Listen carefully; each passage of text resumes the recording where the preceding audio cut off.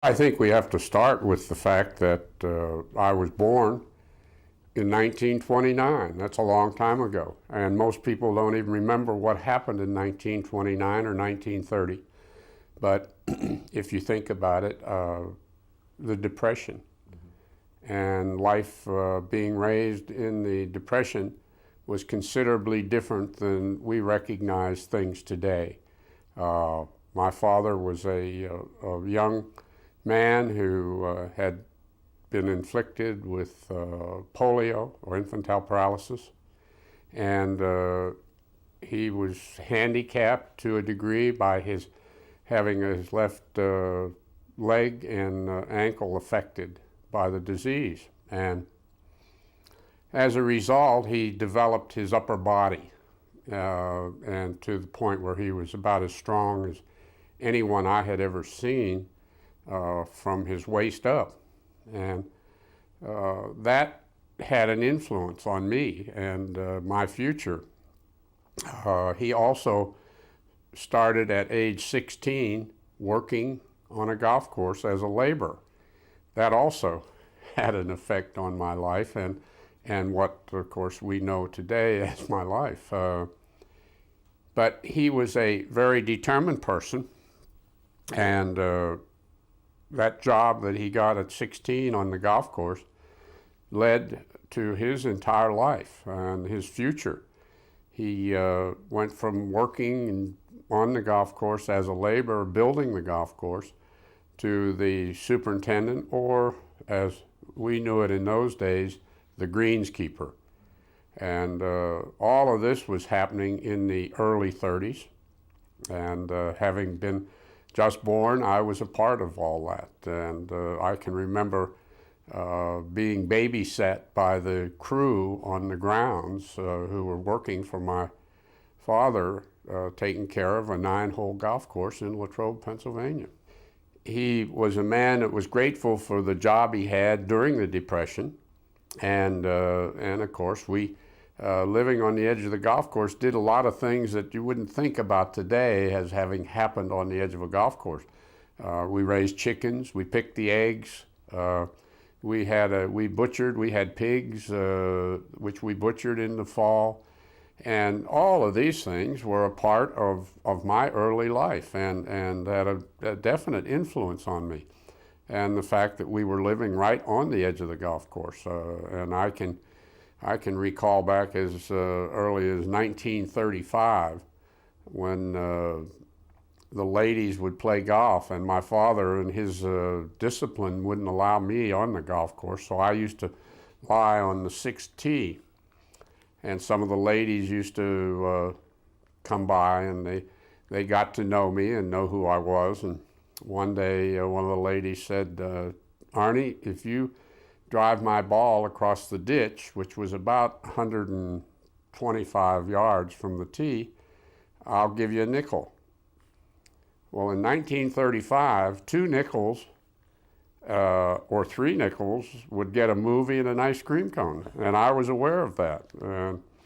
So I took the ladies' club and I drove the ball across the ditch for her, and I got my nickel.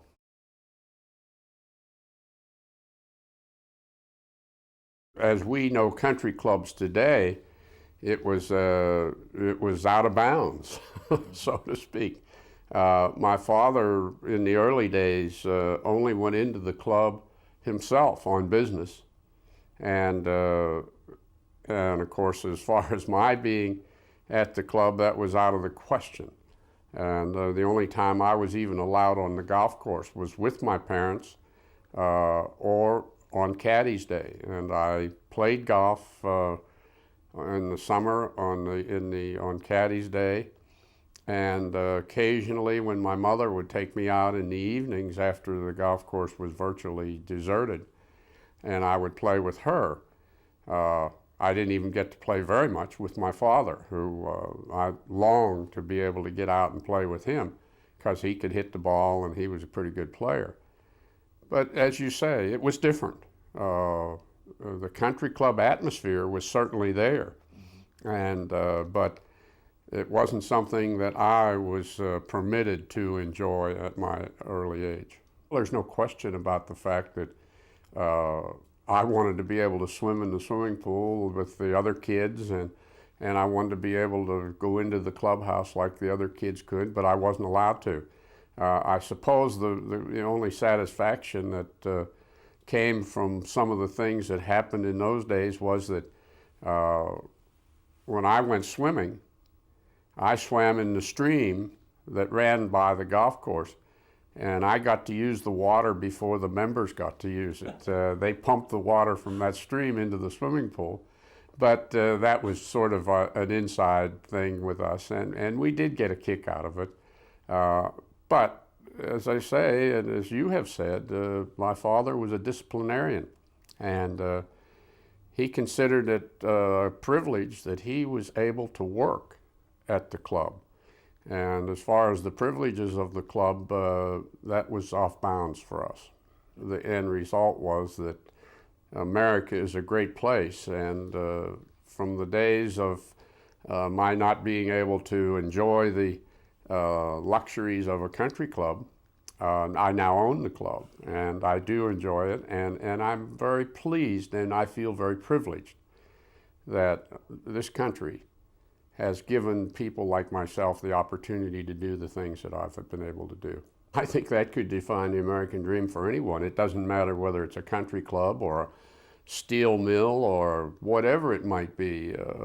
The opportunity to go from the lowest position in the steel mill, the golf course, the business, whether it be a accounting firm or a law firm or whatever it is, that you can go from that position to the head of that firm, or to the head of the club, or to own the club, or the steel mill, or whatever it might be.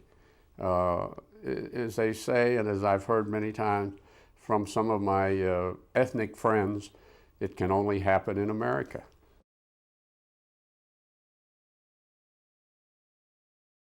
My father was my major teacher, disciplinarian, but my mother lent a lot to me and to my life, in that she was, when things weren't going right, or when my father was too tough, I had the soft feel of my mother to help me, and she did. And she, a lot of the times, gave me confidence that I needed to overcome some of the things that happened that weren't so pleasant. And my father and I became very, very close friends, not just father and son, but friends. And when there was a problem, my mother was able to kind of smooth that problem out.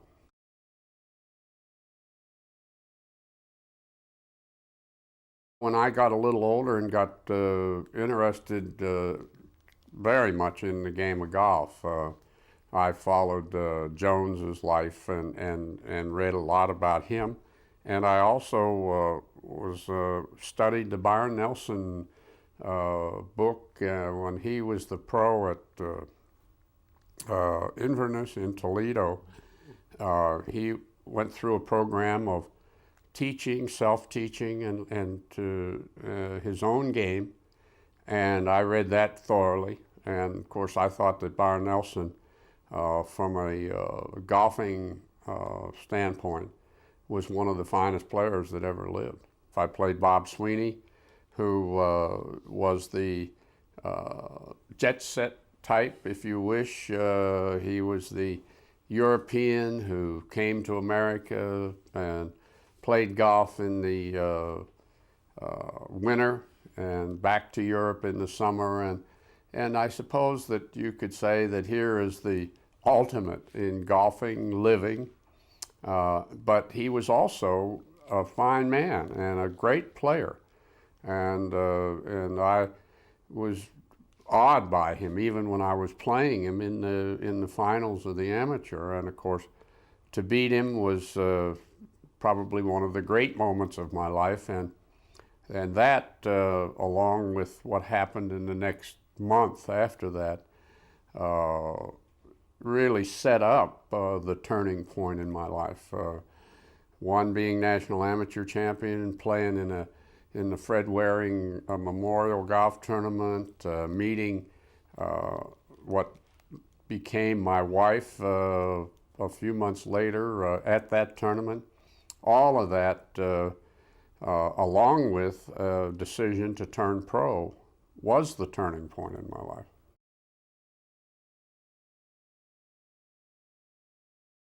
I don't think you can ever get over a putt or a situation in your life where you can just totally relax when it means something as important as the National Amateur Championship or the U.S. Open or anything in golf. But I think that you can train yourself to be in situations like that, and then when you get in that situation, you use the things that you've learned and that you've concentrated on in your practice or in your makeup to do something. And again, I have to go back to the fact that that my father had a tremendous influence on me when those situations arose. And he had never really done those things, but he had a feel for what I was trying to do, and instilled in me the ability to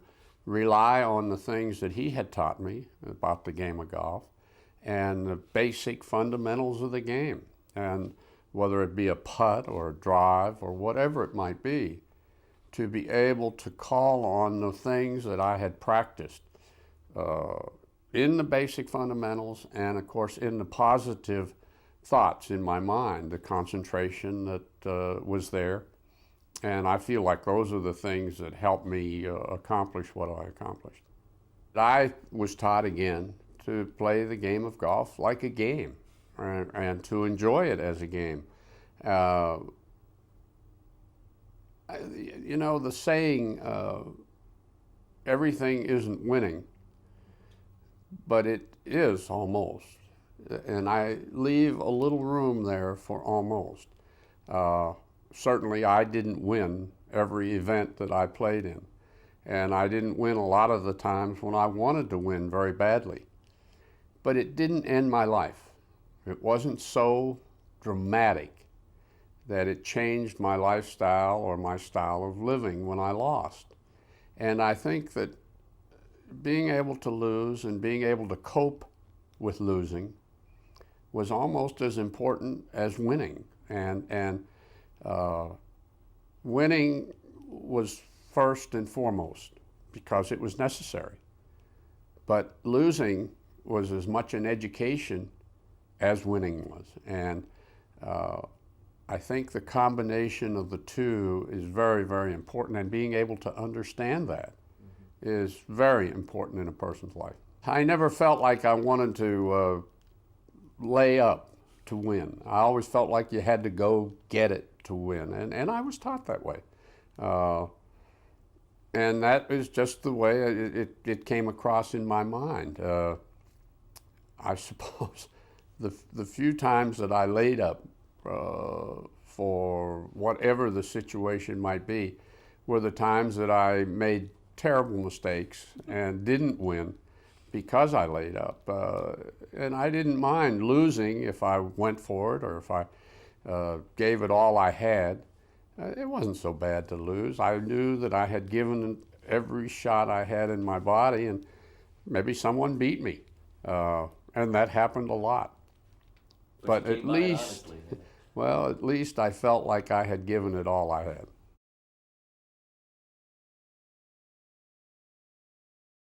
I think that in America today, we don't have the discipline that I was brought up to understand as a part of my life. Whether it's holding a knife and fork properly, or whether it's using the proper English language, whatever it might have been. Those are things that I was most appreciative of, and the fact that sometimes I thought I was being leaned upon a little too hard or harshly by my father. But after having grown up and had experiencing all those things that he taught me and made me understand, I couldn't be more appreciative. And the only thing that I could be sorry for is that sometimes maybe I can't transmit that to other people so that they understand that. And I think that's all a way of life, and what is happening in our way of life today. I don't think we appreciate what we have and how to enjoy what we have. And I suppose that, again, one of the things that makes my life so full and so enjoyable is the fact that I went through some times that weren't quite so enjoyable, and they weren't so easy. And if I could have other people understand that, I think they would enjoy their lives even more. I think destiny comes with what you want and what your desires are, and how much you're willing to give to create the things that you enjoy. Call it destiny if you wish. It's hard to give up something that is pretty nice and something that you've worked for all your life. But I think there comes a time when you must recognize that too, and be ready to turn it over to someone else. Whether I was ready when it happened, who knows? But after it happened, and after I got on with my life after not being, let's say, the top of the game, I enjoyed myself. I enjoyed where I was, what I was doing, and I enjoyed making a comeback every once in a while. That was something that I could work for and enjoy.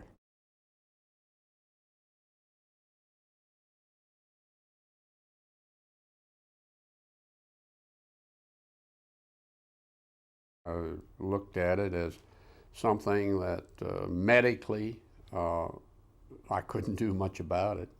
Cancer is something that we can only hope that we are doing the right things from our health standpoint, meaning eating or smoking cigarettes or whatever the thing might be that happens to you. I felt very fortunate that my doctors told me what was happening to me. They gave me the options to do various things. I chose the one that I felt that I could be most successful with.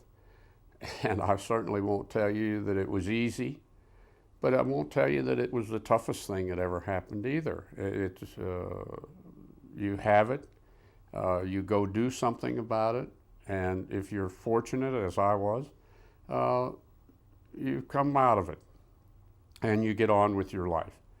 I suppose that, again, if I were advising and talking about anyone, any individual, it would be to have your annual physicals and to do the things that you know that are going to give you a better shot at living a full and happy life. And I've tried to do that, whether it be going and getting a simple blood test for prostate cancer, or a mammogram for breast cancer, or for any number of things that might help you get on with your life. We can't forecast everything, and of course some of us aren't so fortunate. But on the other hand, if we give it a chance, then we've done the best we can, and it's sort of like playing golf. If you don't give it a shot, you're not going to make it. And I think we all have to look at it that way.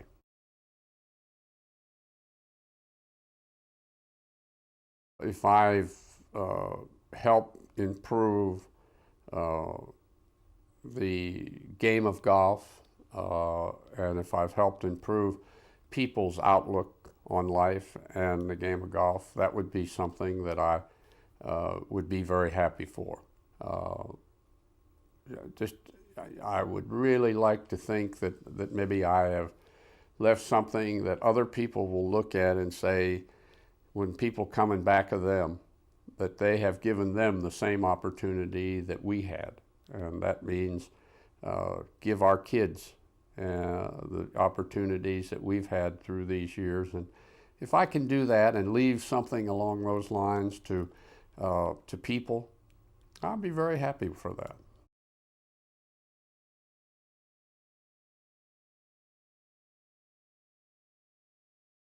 I had a lot of help in business, and my philosophy is not a great deal different in business as than it would be in golf. I endorse a lot of products. I do a lot of things in business that have resulted in my golf, and or from my golf, I should say. And I would like to think that the products that I endorse, I use, and I think that's had a great deal to do with the integrity that is in back of my business sense and my feeling about the things I do in business.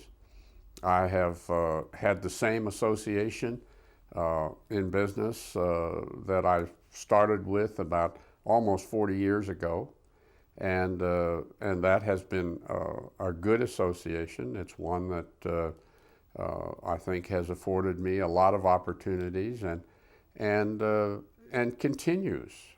At my age, I feel very fortunate to still be involved in the business world. And I suppose that one of the things that I thought about many years ago when I was playing golf every day and looking to the future and to what I might be doing when I wasn't actively playing on the regular tour. And that was that I would like to spend my mornings getting up early, going to the office, making whatever business decisions I had to make in the mornings, and then about 11:30, closing off and going out and playing a pleasant round of golf. And for the best part, I've been able to do that, although I suppose some of the business and the success you're talking about has taken some of that away in that I don't get out on the golf course as much as I would like to. And that's a result of continuing to be involved in business. One day, I suppose that I will really cut back on the business and enjoy the golf even a little bit more. And people say, gee, you played golf all your life. Haven't you had enough of it? I can't say that I've had enough of it. I still enjoy going out on the golf course. I still enjoy working with my golf clubs. I still enjoy the things that have made all of this happen. My flying, for an example. When I think I started flying and learning to fly airplanes in 1955, and I more recently just went to flight safety for a type program in the Citation 10, which is one of the most magnificent pieces of machinery that I have ever had the opportunity to fly. And I wondered at times, even when I was doing that, what am I doing here? Why am I doing this? At 67, 68 years old, why am I really working as hard as I am to get a type rating in a Citation 10? I just couldn't stop. If I stopped, it would be like giving up on the golf course. It would be like not going for the pin on a par 5 that I knew I could reach into. It's something that is vital to me and to my continued enjoyment in life, and the thrill of flying the airplane and being able to use it as a business tool, which I have for 40 years. And I think about that. And without airplanes, without the ability to fly my own airplane and to get around as I have in a private airplane, my business would have never been as successful as it has been. It has afforded me the opportunity to do things that I would have never done without it.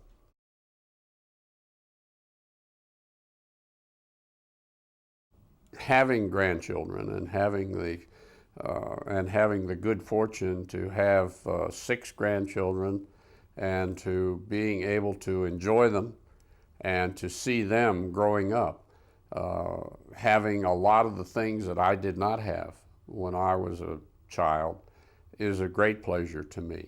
But at the same time, the things that I talked about earlier, and discipline, and the thoughts of success for them is very important to me. And to see them with discipline is fantastic, and still great kids. And they are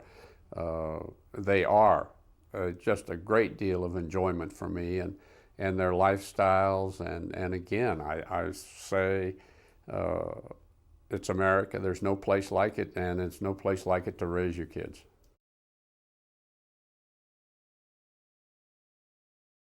I can say it 1,000 times.